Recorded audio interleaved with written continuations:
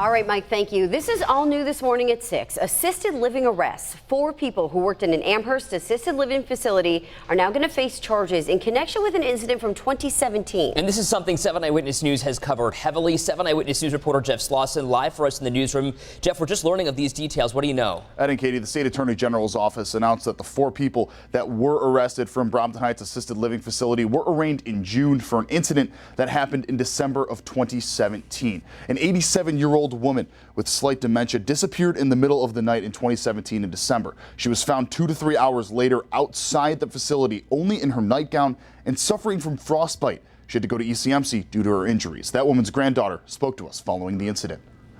Body temperature was 83 degrees. The hospital said she was outside for anywhere for 2 to 3 hours. I don't want to see this happen to anybody else. I mean, she could have died, and they were so nonchalant about it. This morning, we have new details about how the elderly resident could have gotten out. The AG's office says personal care assistant George Stokes slept 4.5 hours during his overnight shift. That's why he didn't see the woman leave through an emergency exit.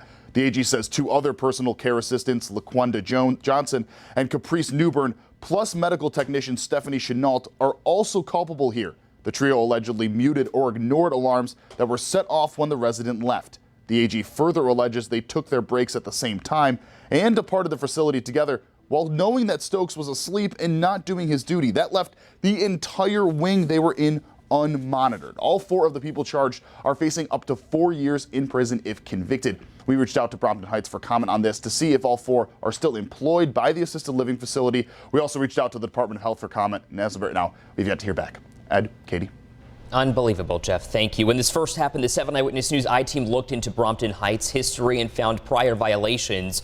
In the summer of 2017, state inspectors visited the facility 3 times, finding violations twice.